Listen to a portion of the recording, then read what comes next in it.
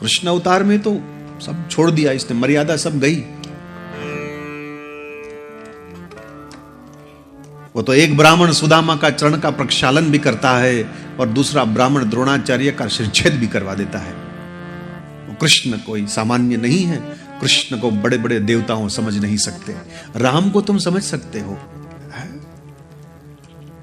धर्म का साक्षात स्वरूप है ये।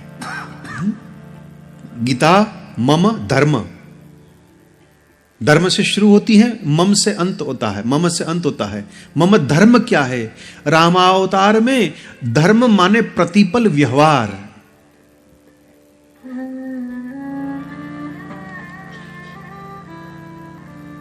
दुनिया में मनुष्य की कोई कमी नहीं है, मानव की कमी है। मनुष्य तो दो हाथ दो पैर माथा, हम सब लोग मनुष्य ही तो हैं। मानव तो तब हो जब तुम्हारा आचरण ऐसा हो। तो रामावतार में परमात्मा ने धर्म माने प्रतिपल व्यवहार का मार्गदर्शन बताया है। तुम्हें कैसा करना चाहिए, समय, स्थान, पात्र, ये तीनों जगह के ऊपर तुम्हारा धर्म बदला है।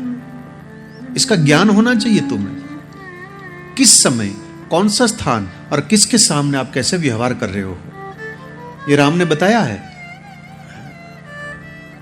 माताश्री के सामने खड़े हो तो किस प्रकार से वाणी बोलनी है, हनुमान जी जैसे कोई सेवक हो तो उसको क्या कहना है, और युद्ध करने के लिए रावण जब सामने खड़े हो तो उसको भी क्या कहना है। ये धर्म है।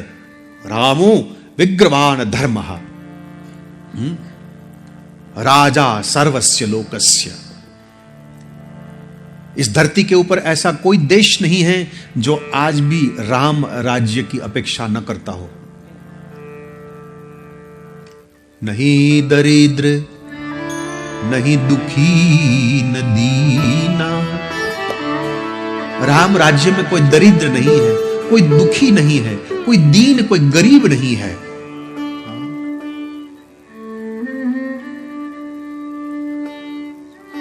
त्रेता भई कृत जग के करणी। व्यक्ति व्यक्ति के बीच में पर्दा जहां नहीं है।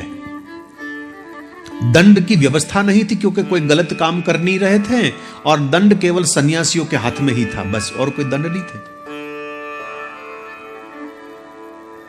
ये राम राज्य की अपेक्षा, इसीलिए वाल्मीकि जी ने कह दिया राजा सर्वस्य लोकस्य। ये तो वाल्मीकि जी का मत है। हमारे शुक्राचार्य महाराज ने शुक्र नीति में जगत के सामने यह कह दिया, न राम सदृशो राजा पृथिव्याम नीति मान भूतम। मेरी नीति यह कहती है, मेरा मत यह कहते हैं कि न राम सदृशो राजा। राम जैसा अतीत काल में कोई राजा नहीं था, कोई है नहीं, और भविष्य में राम जैसा कोई राजा होने वाला नहीं है। यह शुक्र नीति है। राजा बनने के बाद उन्होंने सेवा स्वीकारी नहीं है, राजा बनने के बाद उसने सेवा करी है। 14 वर्ष तक वो वन में परमात्मा भटकते रहे, तब वानरों की, भालुओं की सेवा स्वीकारी, लक्ष्मण की सेवा स्वीकारी, सीता की सेवा स्वीकारी। गादी पर बैठने के बाद, सिंहासन पर बैठने के बाद प्रभु ने किसी की सेवा नहीं स्वीकारी। उसने कहा कि गादी पर बैठने वाला तो सेवा करता है, सेवा स्वीकारता नहीं। ऐसो राजा तुम्हें कहां मिलेगा भला? ये आजकल इलेक्शन चल रहा है ना भाई आपका, हाँ, खैर इसमें हमें नहीं जाना है।